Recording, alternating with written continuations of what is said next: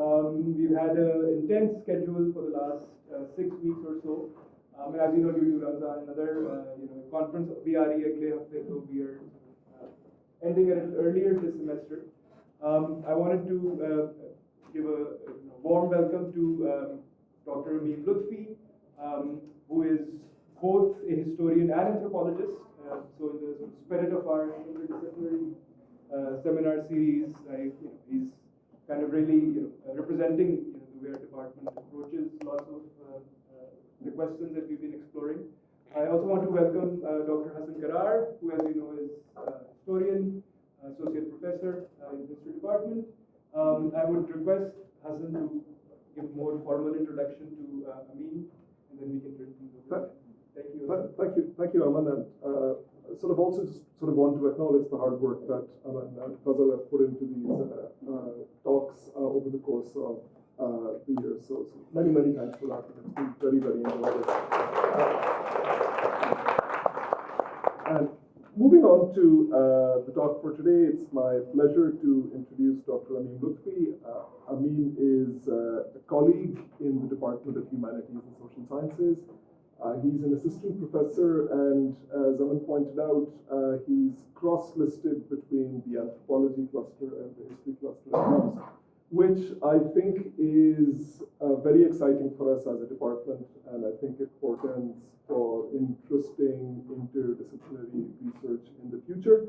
Ameem has a Ph.D. in anthropology from Duke University. He has been associated with the National University of Singapore in the past and is still affiliated with NUS, I believe, and will remain so into the foreseeable future.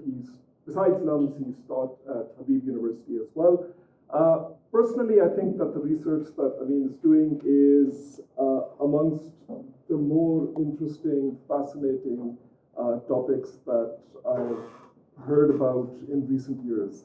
And it's ethnographic, it's archival, it's multi-sited, it's grounded in history, got a foot in the contemporary, and I'm looking forward to this talk and looking forward to learning. Thank you, Hassan, and thank you, Aman and Ghazal. I mean, Ghazal, I don't think I'll thank, but thank you, Aman and Ghazal, for the last minute changes. I know there's lots of confusions about will it be Wednesday, will it be Thursday. So I'm glad it's happening at least, and people are here. Great to see a full room.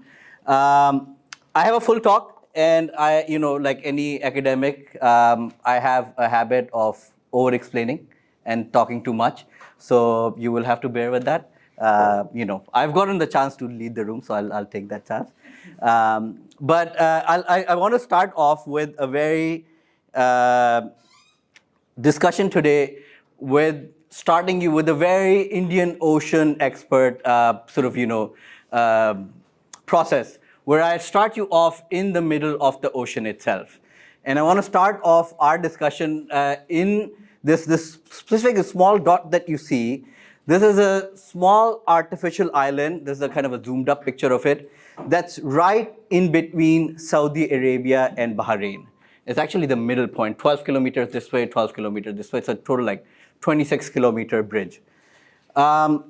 And this bridge is the small dot on it is this artificial island that was created in order to process jo immigration ke aane jaane ke jo sara hota hai. So all the customs, police, and immigration take place on this island. The interesting thing about this is that this island is located, as I said, in the middle of this land bridge. And this land bridge has been completely transformative for Bahrain. Less so for Saudi Arabia. I mean, Saudi Arabia, for so it has had some major influences. But for Bahrain, it has actually been like fundamentally changed the nature of the economy and even the nature of society as well within Bahrain. And just to give you a brief snapshot of the kind of traffic that is existed in this. So there's about 9.1 million visitors per year that cross this land bridge. And anybody who knows the Gulf, this is massive compared to the tiny population of these islands. So ratio-wise, this is a huge number. And there's about 40 to 100,000. अभी पिछले हफ्ते ही मैंने देखा था कि it crossed this peak. 136,000 people crossed in one day. So this is a very extremely busy small island. But more than that, that island also has converted, that this small island and the bridge has converted Bahrain itself from an island to a peninsula. And by this conversion, the conversion from an island to peninsula, so economy फिर change हो गई है. जो trade जो है, पहले जो सब चीजें समंदर के जरिए आती थी, now they can much more easily come through water, come through driving as well, which has sort of driven down the cost. But I want to focus my talk today, not so much on the Saudi-Bahrain relationship or even the infrastructure, but I want to talk specifically about the people who manage this small post. So, and this is a sort of a recurring theme that you'll see in my talk, that I want to emphasize that we often ignore that security and police work, like any other work, is work. It is labor, that one has to stand 8 hours, one has to, do all the physical, hardships that are associated with any forms of labor. You see that in it too. But I want to talk more specifically about two people who I met on this bridge. I mean, I met them other places too, but there's two people whose job was working at on this small island. Yeah, just this small island that's in between Saudi Arabia and Bahrain. I'll keep their names for privacy purposes. I want to keep that. I don't want to explain the names, so I will call them the bootlegger and the car dealer. And I say that these are names that come for very specific reasons. They come for very specific reasons because I first came to know of them, the car dealer, through somebody in Karachi who said, if you're going to Bahrain for research, you should just call this guy up. He'll get you a car rental for discount rate. I didn't know until much later that he actually was a police guy himself. So he was working in this King Fahd Causeway has its own small police force. So he was part of this King Fahd Causeway police force. And as I talked to him, I started talking to him, and he also talked about this busy hours, how it's sort of this kind of constant push to quickly check cars and constantly this rush and so on. But what I was more surprised about, that he was less interested in talking about the security aspect of that work. He is more interested in talking about the car dealership that that he was running as well. I want to read a little bit of it because it'll come better in writing. As I learned in our very first meeting, the car dealer had come up with the idea of a car rental business while posted as a guard at a checkpoint on the King Fahd Causeway connecting Bahrain and Saudi Arabia. Standing for 8 hours at the border every day, he observed numerous cars crossing into Saudi Arabia for less than half an hour and returning to Bahrain. These short-term international travelers took advantage of cheaper fuel in Saudi Arabia by filling their empty tanks across the border. The car dealer's curiosity spiked, further discovered that even cars cost less in Saudi Arabia. So it's not just the fuel, but the cars cost less. And he sensed a possibility in arbitrage. After completing his daily shift, he told me, and he was already halfway there. So he was 12 kilometers this way, 12 kilometers this way. So from his halfway point, not every day, but every 2 days after work, he would cross over to Saudi Arabia, he would rent a car, and then he would drive back onto that car, which he would then sublease for different purposes. And through this, he established, somewhat of a reasonable small business. And he said, even if the car didn't rent out, I could actually just get fuel, and just the fuel subsidy in itself was often enough for him to keep it sustainable. His friend, as I said, I want to talk about two people, the car dealer and the bootlegger. The bootlegger was a less straightforward business. The bootlegger, I came to know him through his line of work as well, more directly. And through that line of work, he was always the guy. Bahrain is also for people who know, Saudi Arabia has very strict alcohol laws, but Bahrain is one place where it's allowed. So and it's actually the only drivable point from Saudi Arabia to come to Bahrain to get alcohol. So if you're Saudi living on the border, that's the quickest place you can drive to get alcohol. So the bootlegger talked about, he says, he often talked about work as well. He said, on the weekdays, the traffic flows one way. Weekdays ke andar jo hai, zyadatar log jo hain, they go from Bahrain to Saudi Arabia, because Saudi Arabia and the border area has all the industrial areas. So a lot of the family, especially the expat workers, choose to live in Bahrain, and then they commute every day into Bahrain to work on these oil fields. But he says on the weekends, the traffic is actually reversed. The traffic is reversed where it's mostly people coming from Saudi Arabia into Bahrain. And the reason for this is, and this is sort of this, the 9.1 million people who come. These 9.1 million people come, the main attraction for Bahrain. And this is, when you go to Bahrain, you realize there's very little there. It's a very small island. You'll get bored with it in like 30 minutes or so. That's too much. But you'll get, it's a small island, and its main sort of selling point is that it has these bars and it has these hotels that get filled up every weekend. So the bootlegger, he says, I work on the nature, depending on which direction the traffic is flowing, the nature of work changes as well. For people going from Bahrain to Saudi Arabia, it's mainly about checking the documents, so on. Because Saudi Arabia has much stricter laws about immigration and about entering the country. So there's some protocol for that. But he says on the way, on when people are going on the weekends, when people are driving back, the Saudis when they're driving back, he says then the real job for him was making sure that no car tries to sneak through some bottles with them. And he says invariably every weekend there's numerous cars that try to sneak bottles with them. And he talked about the numerous places he's found these bottles hidden, seat ke niche, tanki ke andar, and all the kind of stories that people come up with about where these bottles come from. But the more interesting, and he sort of he took great pride in this job. He says, oh look, it's because of me that that Saudi Arabia can maintain its purity, and that's the land वो काबा वहाँ पे है और वो हमारा घर है, देखें हम उसकी हिफाजत कर रहे हैं. ये भी उसकी हिफाजत का एक तरीका है ना, कि हम वहाँ पे जो खराब चीज़ें वहाँ पे नहीं जाने दे रहे. But only that was often I thought that this was odd coming from a guy who was known for selling alcohol himself. And I found out and this is sort of some things that I was never able to sort of tell confidently. But the story goes that the bootlegger had this small setup where he would confiscate the bottles, and the confiscated bottles he would throw off the bridge. And once he threw off the bridge, he had some guy standing underneath who would scoop up the bottles, and then he would come back and he would sell these same bottles to the Saudis who were coming from this side into this side. So I mean, but regardless of whether it's true or not, it's indicative of the nature of the business and the nature of and anybody who works on borderland areas. I mean, Ilyas Saab does some of that work.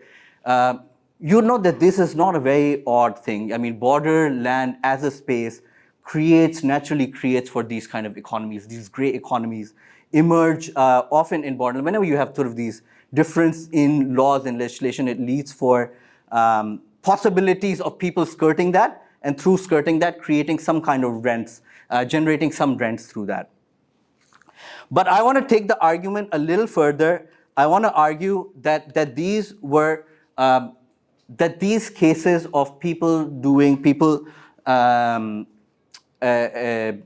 these side businesses and people, the soldiers having their own gigs, was not an anomaly. It was not just simply acts of corruption. And I want to argue that it was not even for the Bahraini state itself. This was not a bug, but this was a feature of how the state operates. That this allowance for these kind of things was essential for holding power in Bahrain. And it's a very interesting thing to think about, because Bahrain is also one of the places where the Khalifa regime has actually managed to maintain hold of power for over a century. So you think about it, This is during the century, all sorts of things happened. The colonial empire came and went, Cold War, so on and so forth, 9/11, and all, Arab Springs. And throughout, they have managed to hold on to it, despite sort of trying to working constantly with figures like the bootlegger and the car dealer, who don't seem to be the kind of the proficient military people that you associated with strong state.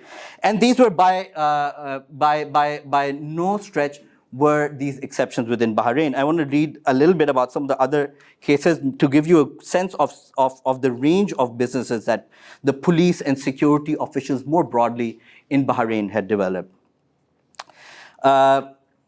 So one person, a police officer and well-published folklorist, spoke of spending hours of his posting on a small offshore island fort, listening and transcribing folk songs. And he had led that into becoming his own business of writing books. So he'd become an author. Yet others put this time to thinking about opportunities opportunities that actually can produce more income, because we're in the business of writing books that doesn't produce much. One, he says that who was a foreign security worker, he says he was renowned for leading contracts for labor recruitment. Another person I met who was a custom officer, he said that he had this business of importing these satellite TVs from Iran, and that he would set these which were sort of these gray market satellite TVs that somehow everyone had, which he was operating on. Another one of my key informant who I talked to was exporting cars. And another sort of person who worked at the airport, he talked about how he got into this business of exporting chemicals from first from Saudi Arabia to Bahrain, Bahrain to UAE, and UAE to Pakistan. Yeah. So you had car rental businesses, you had chemical dealers, you had writers, you had poets, and you had bootleggers. So there was this whole plethora of businesses that soldiers from Bahrain had developed during their time in service as well. And many of them expanded their business after they retired. And I am very interested in these people. And as I said, not as sort of a bug or as a problem, but as a feature of the system as well. And I call these people portfolio soldiers. Portfolio soldiers, it's a term that comes from people like Charles Bailey had this idea of portfolio capitalists, which he said that capitalists who do not one thing, but who do not just trade, but who also get into politics, who become princes and become kings. And I use it in a similar fashion for me to capture the labor these soldiers do, both while wearing uniforms, while without wearing uniforms, within the same framework. Yeah. So the work that they do while they're carrying a gun, as well as the work that they do while carrying a shovel. How do we bring these two together and think about labor more holistically and think about soldiering more holistically as a form of labor? And I bring this slide up. This is a slide of that has some older examples of portfolio soldiering. And my argument is that this idea of portfolio soldiering or part-time soldiers who are also part-time businessmen may seem to us very odd today. But historically, this actually has been the norm. This has been a much more of a norm than the kind of professional soldiers that we think about today. Ottomans, for example, had developed their own niche in money lending business, and Ottoman historians have done actually fantastic work on the money lending business of the Janissary soldiers as well. If we go back into an older time period, the Mamertines, who were sort of contemporaries with during the Greek civilization, they were well known for creating wine, but they were also well known soldiers.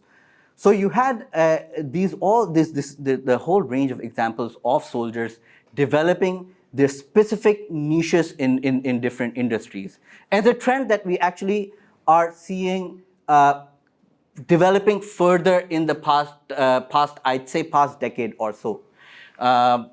This image on the right, if you see the topmost, I don't know if you guys recognize him, but that's Eric Prince of Blackwater fame. And Eric Prince is the Blackwater, for those who know, it's sort of the notorious company that was involved with all sorts of tortures in Iraq and Afghanistan, who later went on to relabel themselves first XC, और अब जो latest उनका नाम चल रहा है उसका नाम है Academy. Or Academy जो है, it actually doesn't call itself as a security business at all. It says that we are a logistics business and we're a mining business. And he has somehow managed to shift what these people do from purely security to a more logistic, to sort of, doing logistics and mining in difficult conditions. They call it complex situations. That's the politically correct word, the complex scenario, something like that. But it's so there's and beyond Blackwater, Wagner Group, which is the Russian counterpart of Blackwater, it actually has had signed these contracts with I think the latest state that they signed it was Congo, where they said we're going to train your soldiers in exchange for getting mining contract, getting first right to explore minerals in certain locations. Yeah, so soldiering for mining contracts or soldiering for logistics contracts. This is becoming an increasingly common trend. And my argument is that as we go forward in time, this trend is only going to becoming sort of, it's going to pick up pace. It's going to become more and more common. And often, and what I want to do in today's paper is I want to explore the consequences of this development in greater detail. And I want to discuss the consequences of this development with reference to this peculiar case of Bahrain. Because Bahrain is one place where, even as some of these other countries even have managed to keep this system of working with portfolio soldiers, working with part-time soldiers for over a century. So what has worked for them? And thinking about, if we start about thinking with Bahrain, what implications does it hold for more broadly about the nature of state within this system of part-time soldierings? How would, and this is the fundamental question that I am thinking with, how does prolonged use of portfolio soldiers shape the time and space of recruiting state? Yeah? Because हम लोगों ने normally, when we think about state, we have this great blinder of the 20th century, that we always think about the nature of state with reference to how it was in the century that, it's the immediacy biases. We all have this immediacy bias. We think about it from the perspective of 20th century, and we've developed these complex theories about how the rise of the standing army, the rise of professional armies, the citizen army has fundamentally changed the nature of nation state. But I want to ask that similar question of portfolio soldiers. What would a state look like if they were to keep using these portfolio soldiers for extended periods of time? How would this reshape the time and space of the state itself? So this is the driving question that I want to work with. But before getting on to this, this question itself, I want to maybe take a side detour into explaining something about the nature of protection industry in Bahrain itself. Because Bahrain, as I said, in many cases remain an exception. It remains an exception primarily because 20th century के अंदर जिस तरह बाकी almost all countries made the shift to citizen soldiers, Bahrain continued to work without citizen soldiers. So it went from being about at par with how sort of polities across the area operated to becoming an exception. It somehow has this vestige of an older period that somehow has worked for them.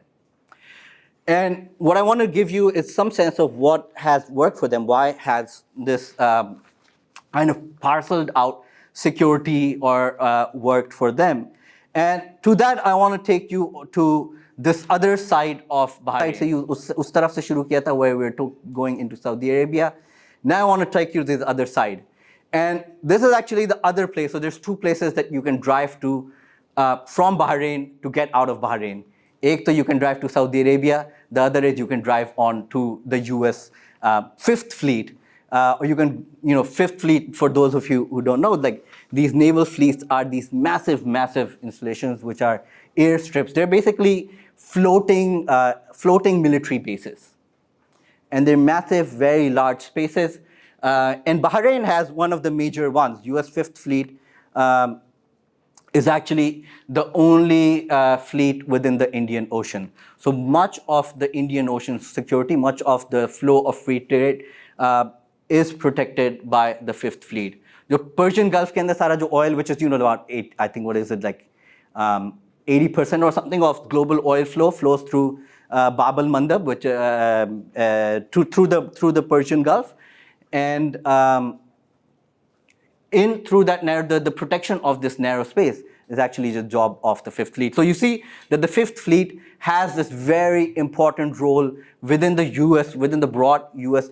security umbrella, but also it has a very important place for Bahrain itself, because the deal essentially is that the the Bahraini regime, the Al Khalifa regime, allows safe space to the U.S. to create its naval base here.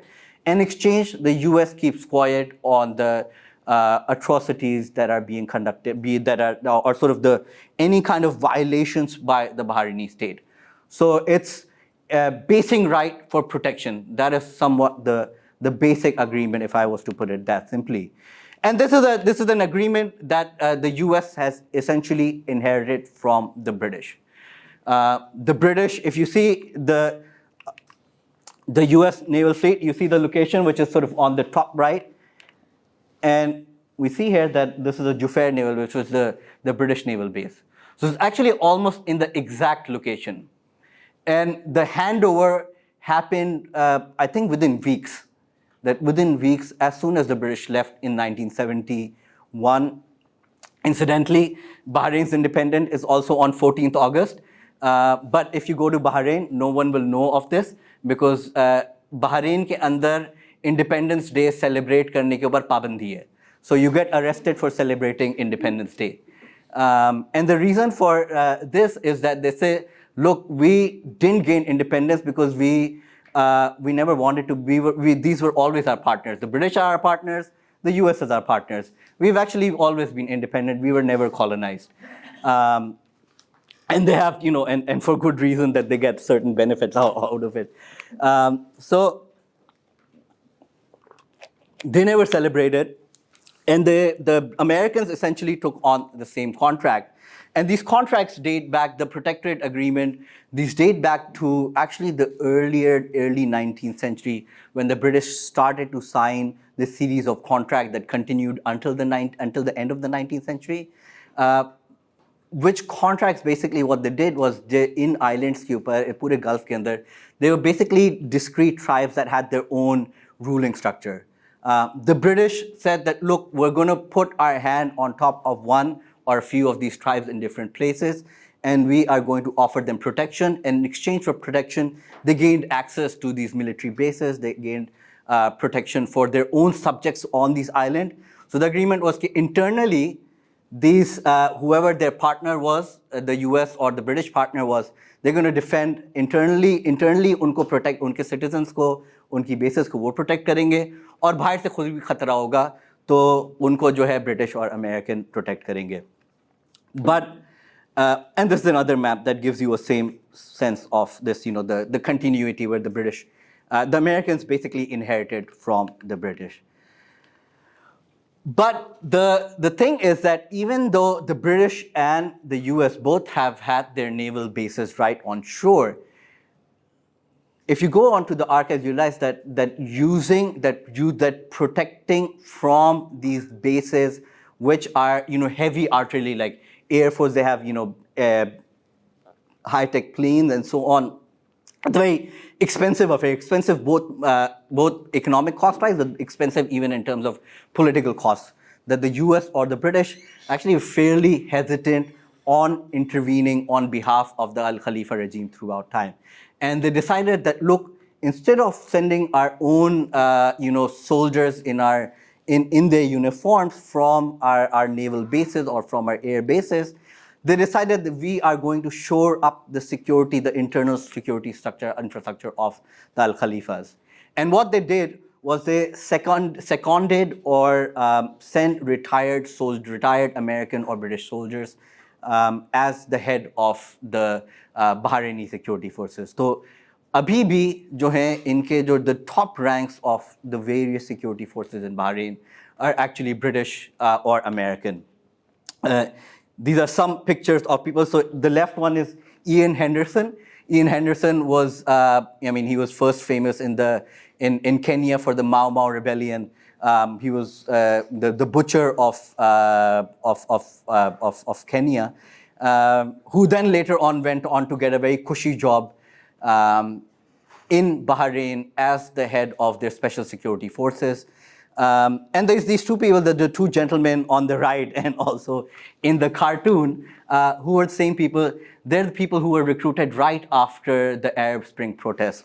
एक जो है इनमें से the guy on the left, the older gentleman, he's Timothy. He's from Miami. Miami में बड़े मशहूर भी थे as a super cop, and there's lots of lots of racial allegations that were placed against him. And he, just as Ian Henderson got away from taking on responsibility for his crimes in Kenya, Timony did the same thing for his crimes in Miami.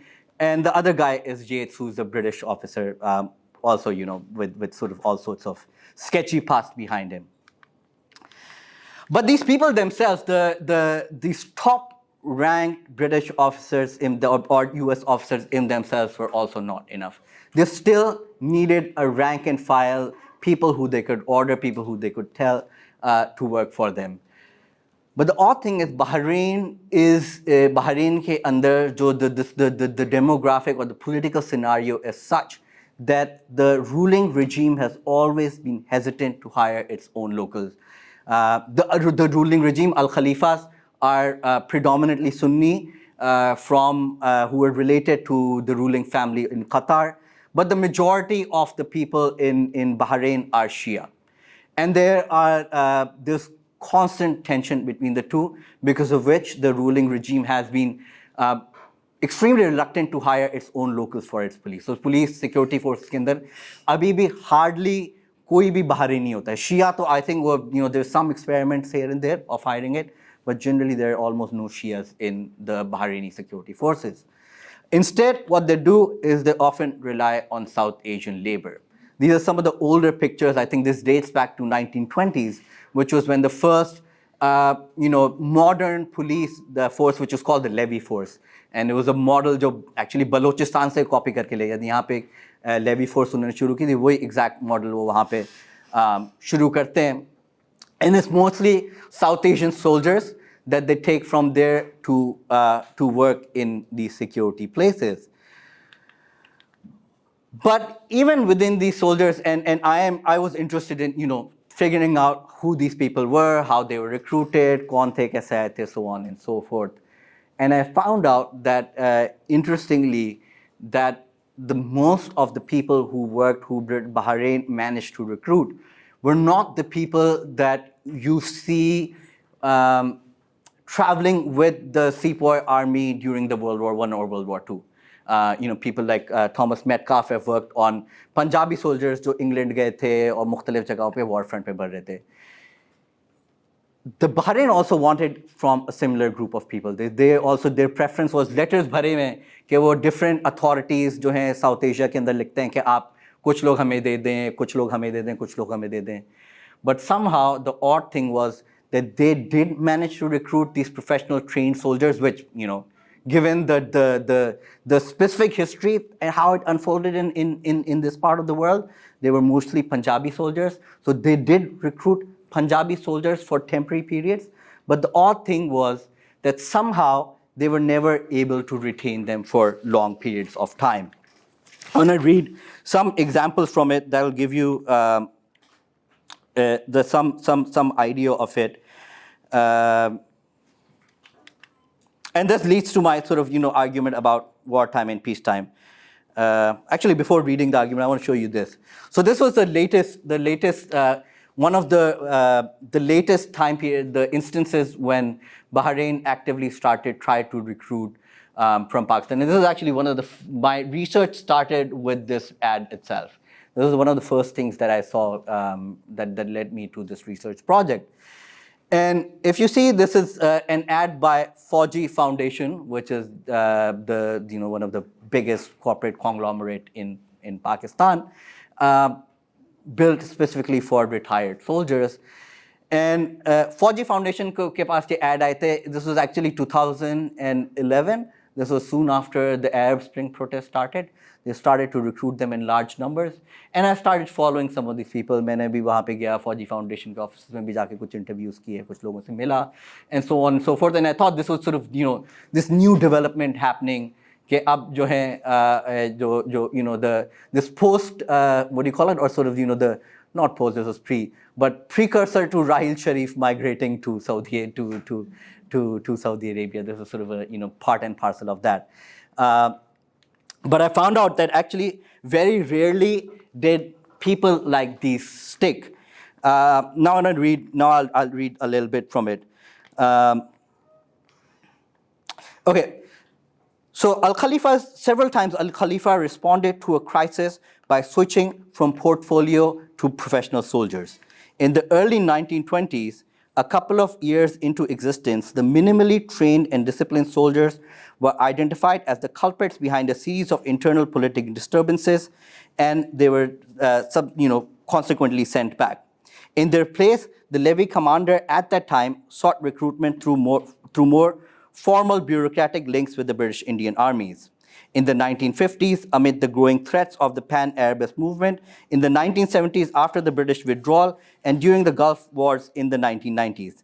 Each time, the Bahraini regime has responded to a growing crisis by attempts to professionalize the security force through interstate agreement for seconded or veteran soldiers. Yeah? So जब भी उनके बाद Bahrain, has this thing that whenever there's sort of a political or military crisis, it panics and it says, look, these guys that we have, they're not good enough. ये तो कभी business करते हैं, कभी काम करते हैं, कभी कुछ करते हैं. We need proper guys. We need properly trained soldiers. And they do end up, placing these ads or, contacting some former government, a foreign government to recruit them. But for some reason, this doesn't work out. And I continue. These professional soldiers, however, never lasted long. In the 1920s, the seconded soldier from the British Indian requested transfer due to fears that their years served may not be long in their promotional clock back home. And this relates back to Bahrain. It wasn't part of the formal empire. So years that you served in the Bahraini security forces, this was during the colonial period, they wouldn't get translated as easily into your career services back home. So आपकी promotion के सालों के अंदर वो add नहीं होते थे. So nobody really wanted to come and work in Bahrain. More recently, the Fauji Foundation recruits, which is this ad, as soon as the Arab Spring uprising was quelled, came together to protest for higher salaries, only to be deported back to Pakistan. And there's this whole story about कि उन्होंने Bahrain ने उनको कहा कि ठीक है हम आपकी बातें मान लेते हैं, and they gathered them all into one room and they collected all their arms before they're coming into one room, and they arrested them all and sent them on the plane back home. And surprisingly, there's some of the protests continued even when they got back. Sahiwal के अंदर इसके ऊपर actually एक बड़ी protest हुई थी. This was 2013 or 14. Where it happened for people who were not soldiers, soldiers from Pakistan who'd worked in Bahrain but were not compensated properly. These were the people. So either due to concerns of added cost, the unwillingness of professional soldiers to stay for long, or the undependability of formal channels to supply veterans regularly, Bahrain has had to switch back to informal channels of untrained labor recruitment through networks of serving soldiers.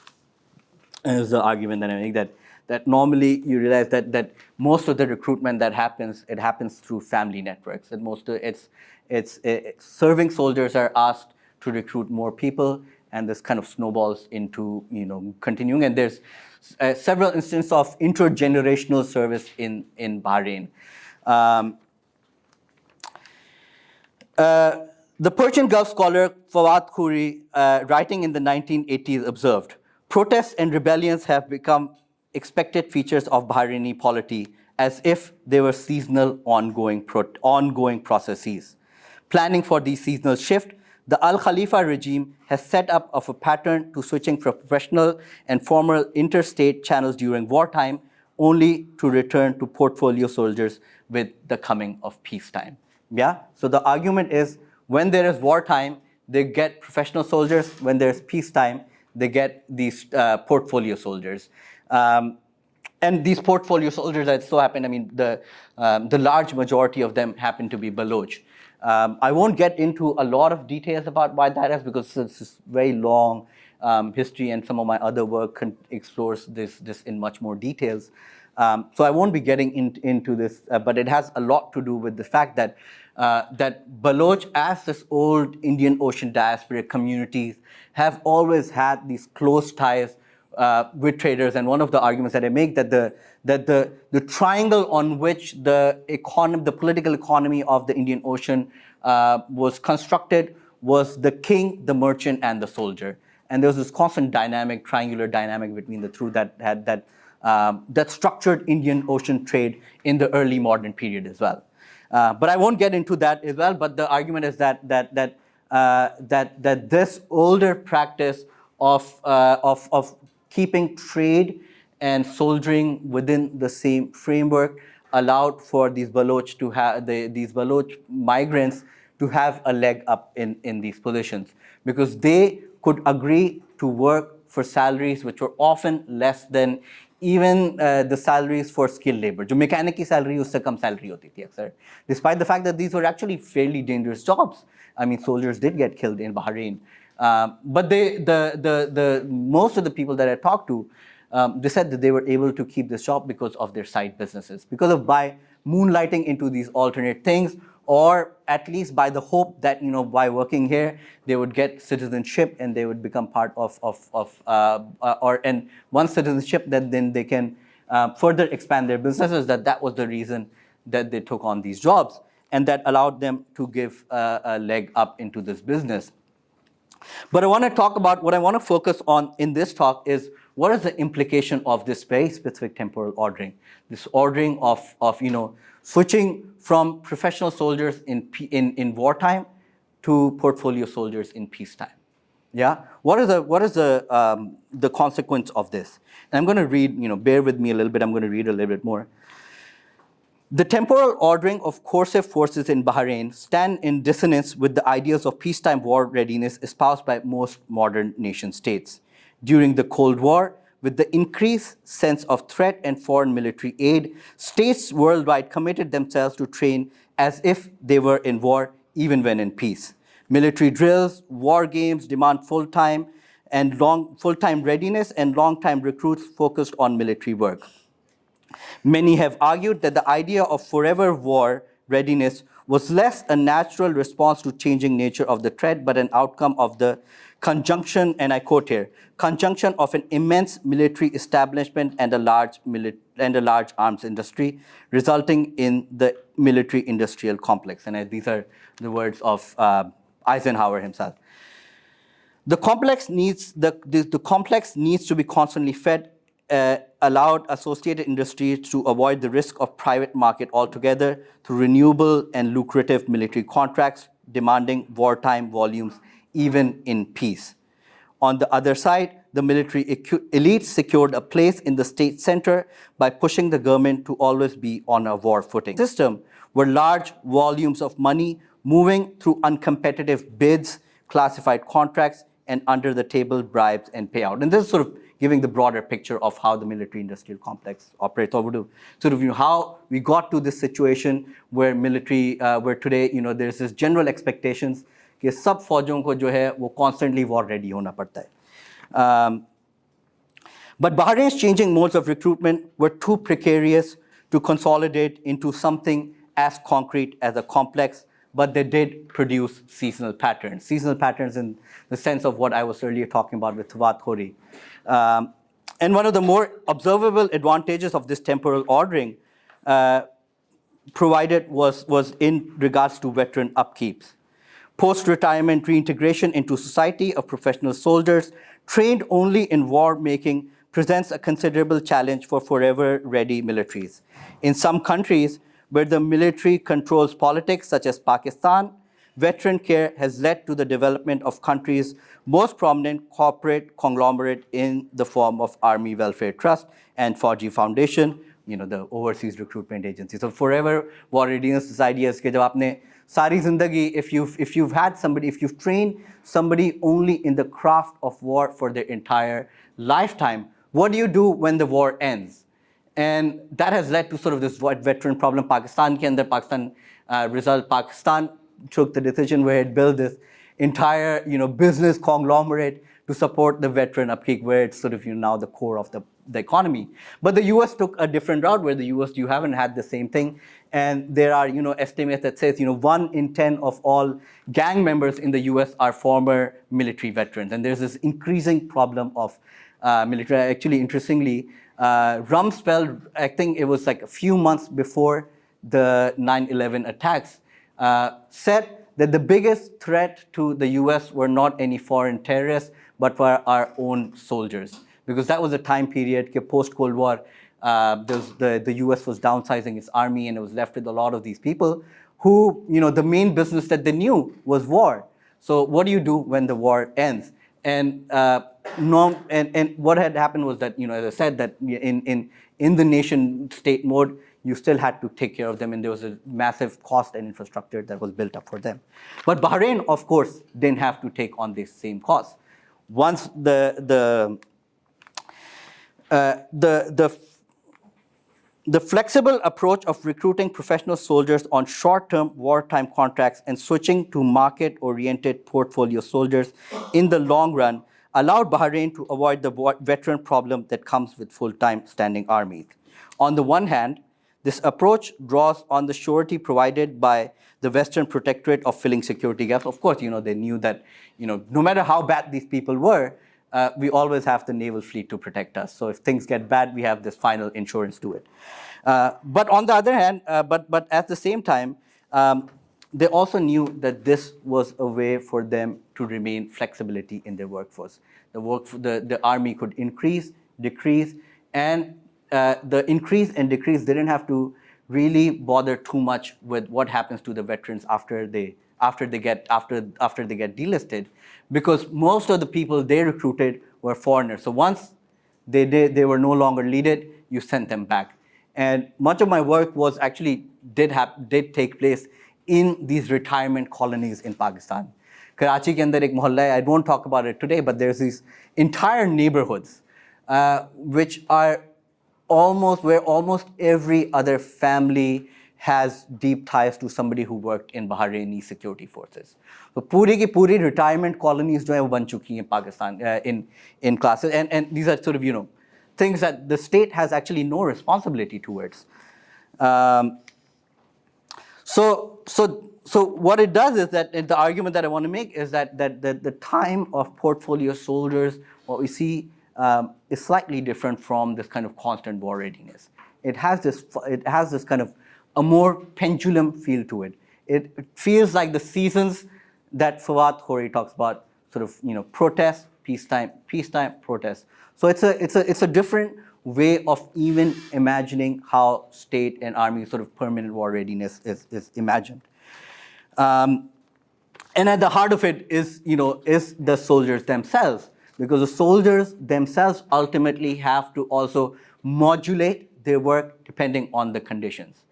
And the clearest example of this actually was provided to me by, I want to give you some sense of, these are pictures of different Baloch groups who had been serving in Gulf armies. The one on the right is from Bahrain, where it has the Baloch club, and you see the ruler of the Al Khalifa rulers and his family, and the Baloch club people.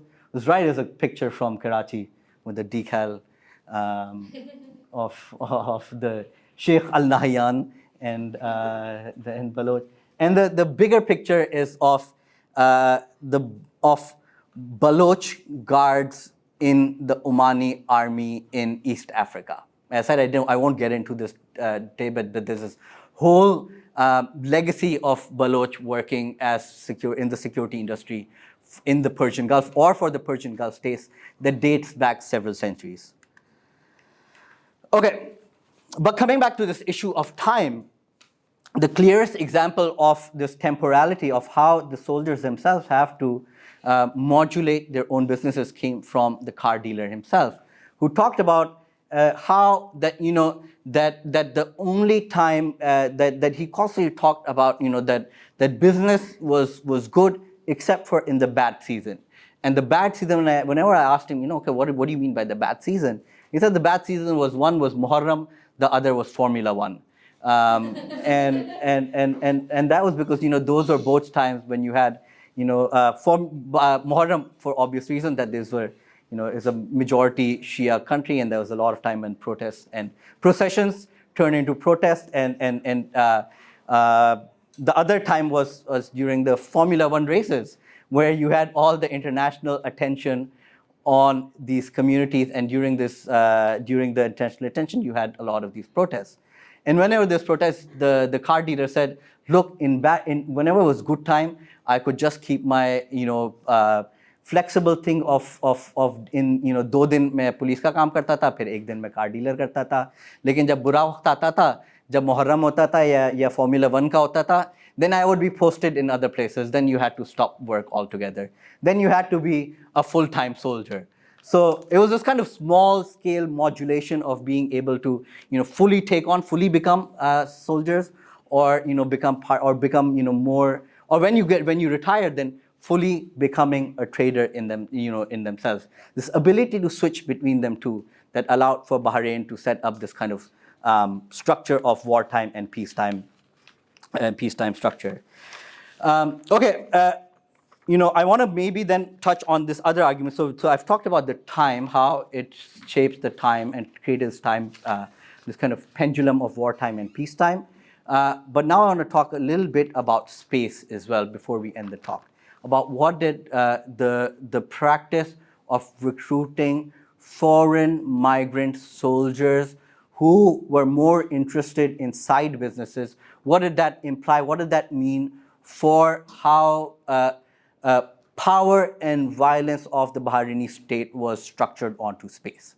Yeah, and my argument that I want to make is that that part of this shift, the shift from business, from part-time soldiers, part-time businessmen, part-time soldiers, that one of the main consequences of this shift was also the rise of this bordered state. And the bordered state, the idea of the bordered state was that a bordered state not only has to defend its own borders, where it has to sort of protect from incoming violence that was coming into their borders, but they also have to take responsibility for violence emanating outside of their borders. Yeah.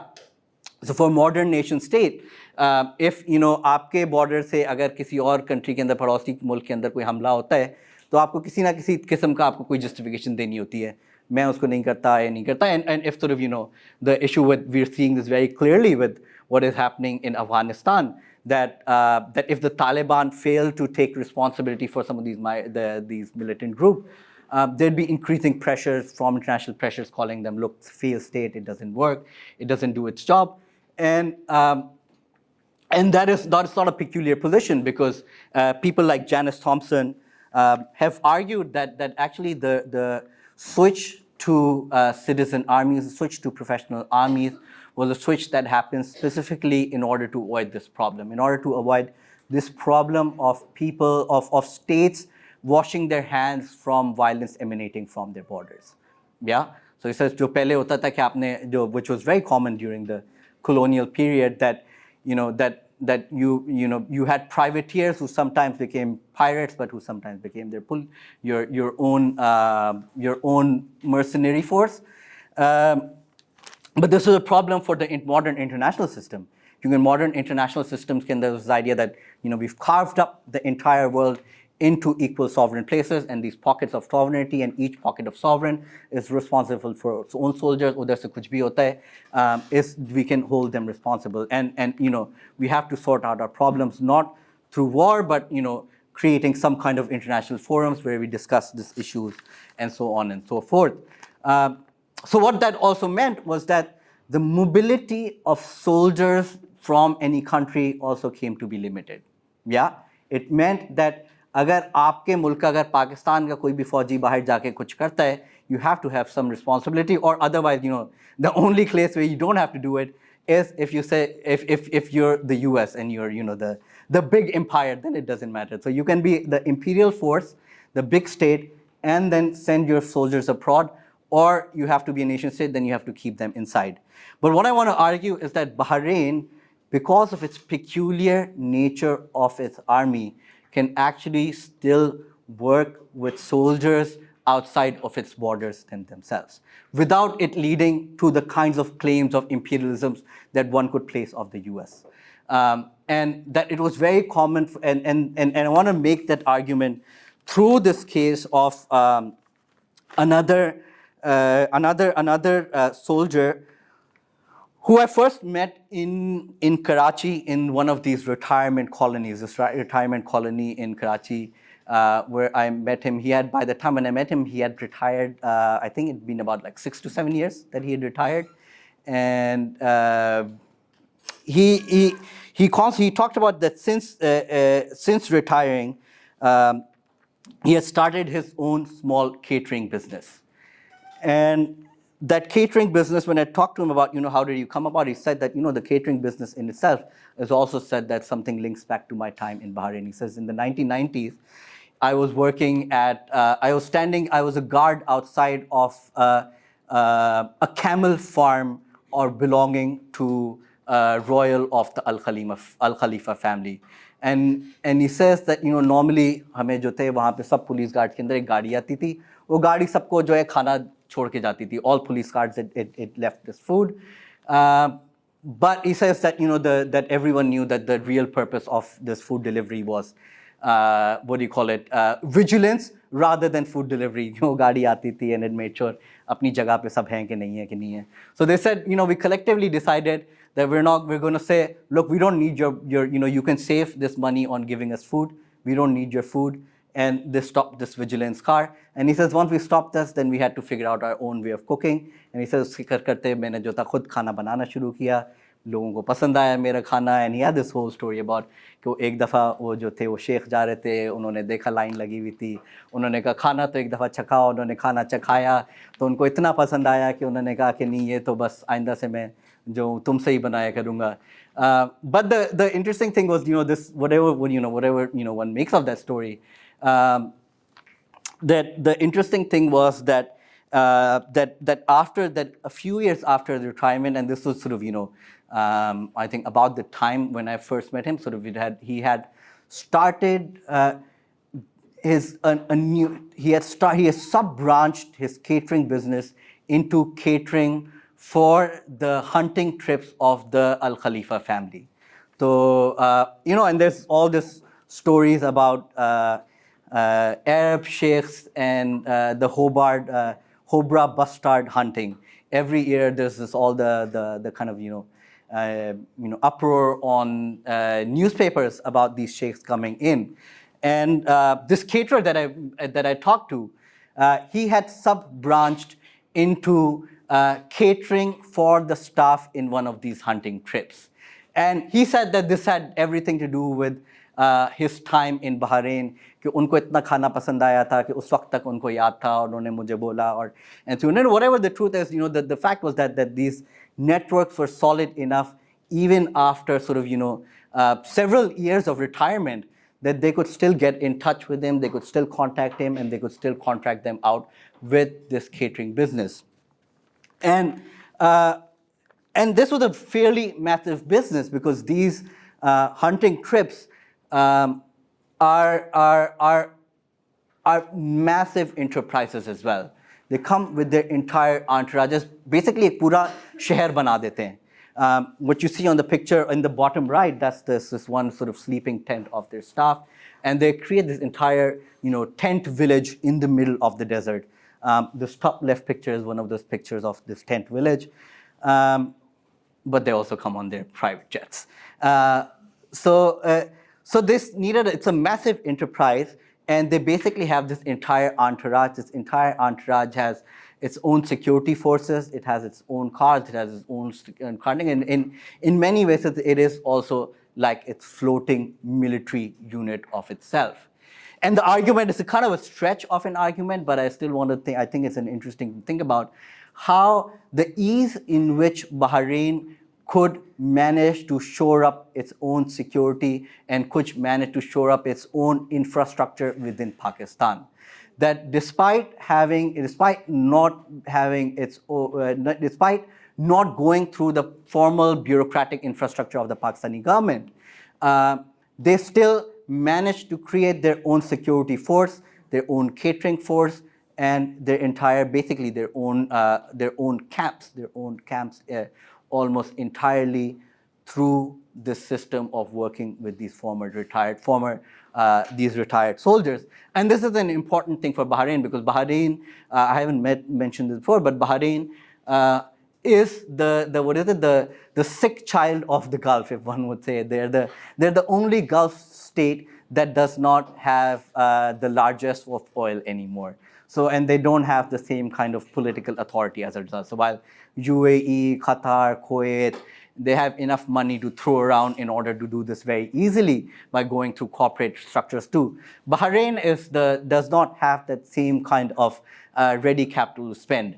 So for them, this is their ability to work with former retired soldiers proves to be an essential element in being able to protect their infrastructure and able to create these structures. And what it does is it helps us, it pushes us to think about order beyond borders. It pushes us to, I want to maybe make some comparative cases as well. Yeah, I think, okay, I may not do the comparative cases, but what I want to maybe then end by saying is that the Bahrain, this practice of recruiting portfolio soldiers from abroad, while seems to be either a stopgap solution or a problem or a sign of a state that is in sort of all sorts of problem. But that these claims stand in the face of the fact that the Bahraini Al-Khalifa regime have actually managed to hold on to power for over a century. So it at least pushes us to think about these things as more permanent and serious things. It pushes us to think about how they allow for this construction of this odd temporality of peacetime and wartime readiness rather than constant wartime readiness. Also, how it pushes us to think about these possibilities of creating order beyond border. Both of these things are actually very instrumental when we start thinking about what I had mentioned earlier about this growing private military industrial complex, the growing the Blackwater and the Wagner Group. Because we are likely to see them operating in similar ways, at least in some ways. In some ways, we would see them being used to produce order beyond borders. States using them in places that is beyond their own sovereign controls and using them without taking responsibilities for their actions, which is exactly what happened in Iraq with Blackwater. But we're also going to see this in this time period, in the temporality of that also taking on the similar kind of patterns as well. Okay, I want to end this talk here, and maybe I'll take on some more questions, some more points about the specific nature of the Baloch diaspora, why it was the Baloch diaspora, or maybe even about how it directly links to the contemporary order in the questions. Thank you, everyone. lots to think about, lots to ponder. Your research is, I think, fascinating, and it speaks to some very important thematic themes, thematic issues that I'm very interested in. Thematic themes. Very important thematic issues that I'm interested in: borderland studies, transnationality, informality, markets, capitalism, entrepreneurship, and I'm really looking forward to sitting down with you at some other point in time, exchanging notes. A lot of what you said has resonance in what I've seen in Central Asian borderlands between Central Asia and China, China and North Pakistan. Won't get into the details because I think that might bore the audience. But I do want to identify 4 issues that I can ask you to think about, perhaps respond to, either today or once again. This is a conversation that we can have at a later point in time. One is that you touch upon this at different points in time, but I want you to speak a little bit more about the nature of political struggle in Bahrain. This is a securitized state. It is a state where we have a regime that clamps down very strongly on resistance. It's a state where activists are serving large prison sentences in, I understand, abysmal conditions. Yeah. I'm just wondering if the type of soldiers that you are describing, many of whom come from Pakistan, if they have any role to play either in this securitized setup or whether they're completely outside of it. So that's one thing that I'd be curious to know more about. The other is a slightly broader historical question. And it's something that came to mind as you were describing the rise of the sort of contemporary market for soldiers.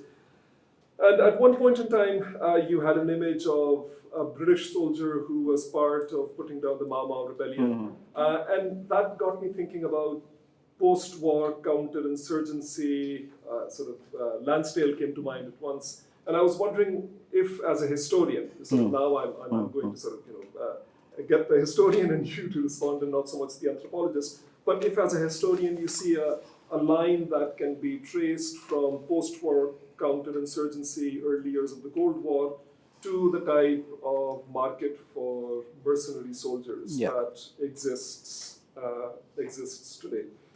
The third thing is that for me, it seems that the association between militaries, businesses, is a fairly obvious one. And you touch upon this as well, but I think that there's probably an opportunity here to discuss this in a little more detail.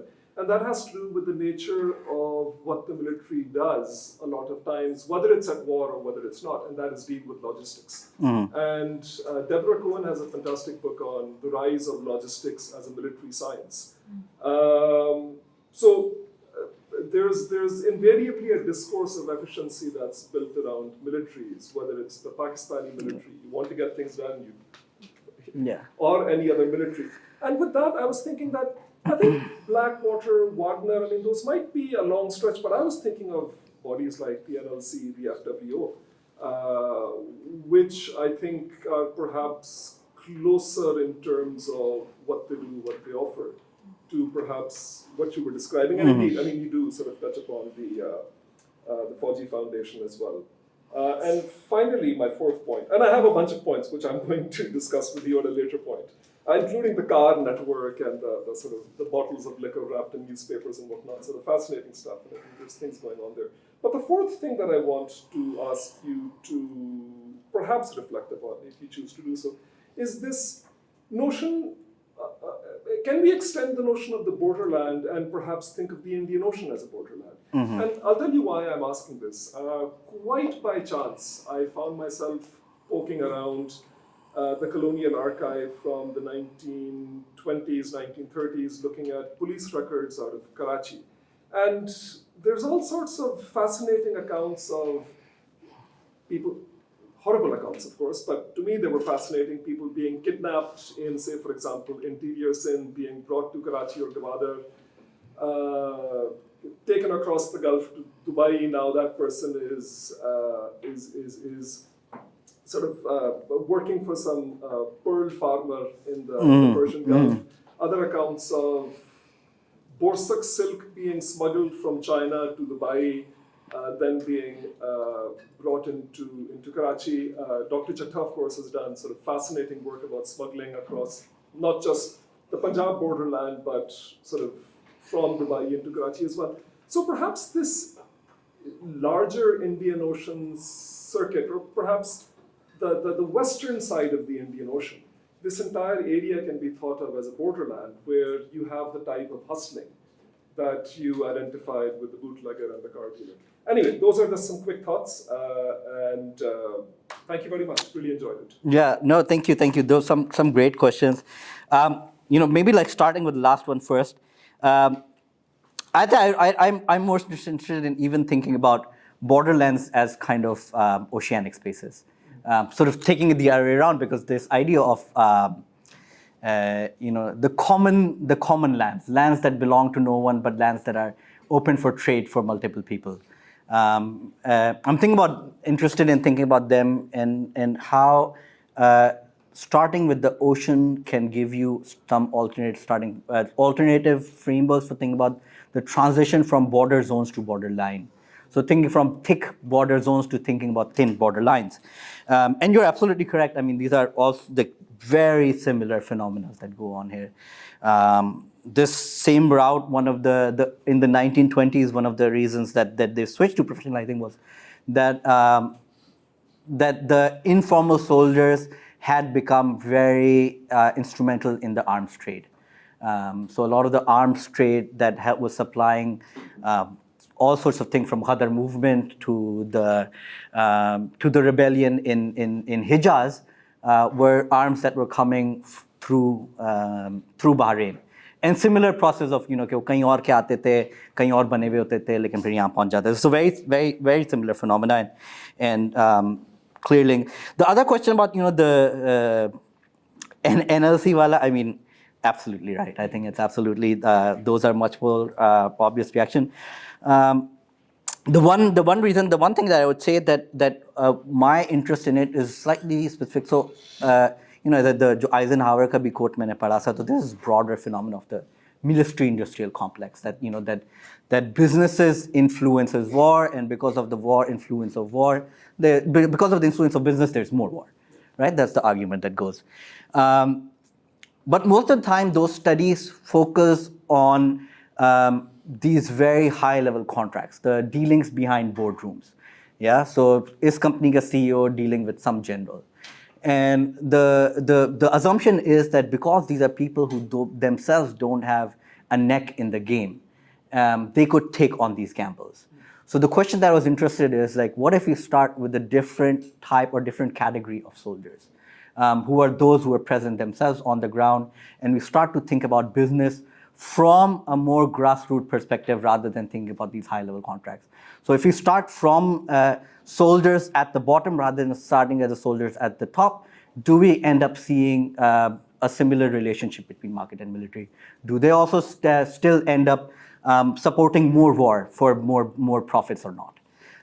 So that's the kind of the shift that I'm interested in. The question about the downside, the post-war counterinsurgency. I think the entire private security and military industrial complex is an outcome of that downsizing. So the post-Cold War downsizing was exactly when private security complexes. I mean, the most famous case of this is the Sandline International, which was one of the earliest private military and security company, which was formed entirely by two groups of people. One was the SAS soldiers from British Army, and the other was the Buffalo Battalion in South Africa. So South Africa ke andar when they let go of the apartheid forces, so all these apartheid soldiers who had earlier been and were left jobless, then they took to these private security industries. So and now we're seeing this, with the war in Iraq and Afghanistan. The British would have had a political agent in Bahrain, right? The British had a political agent in Bahrain until 1971. Yeah, that's what I. So Until yeah, 1970. Until 1971, they had a political agent. Yeah. Yeah, but and from 1920s to 1971, that was the kind of the time period when they had a political agent.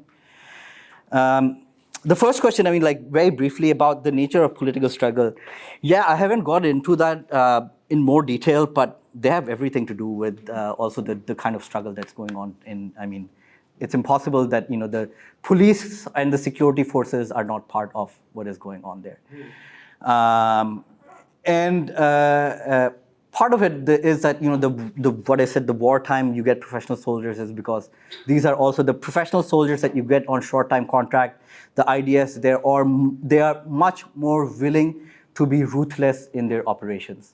So when you don't have those kind of, you know, roots and connections, then you end up often being more ruthless, and they're also more trained. So जब Arab Springs हुई थी, तो उन्होंने जो था, they got a lot of these riot control forces from Punjab. So all the riot control forces who were much more violent. But these, you know, these older guys, the portfolio soldiers, the Baloch soldiers themselves are also, you know, not completely, you know, disconnected from it. You know, one of the persons who I interviewed and who later was actually ended up being lynched in a protest was a Baloch soldier who was killed off by protesters at that time, and who was, you know, killed off while he was in civilian clothes in Bahrain, and he was wearing civilian clothes.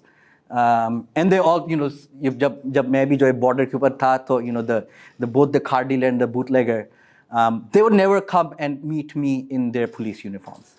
And they would never come and meet me in the police uniforms because they felt that there was risk. The area that I was living in was also predominantly a Shia area, so they would never come to that area in those police uniforms. And even when they would come into those areas, not wearing the uniform, uske saath tha to cap bhi pehante the, because there's a very specific haircut that gives off police people. So they would always wear a cap and they so you know, so they're not completely disconnected from it. And there's all sort of, you know, like longer discussions about how the Shias, the sectarian dynamics of it as well. Thank you so much. Yeah.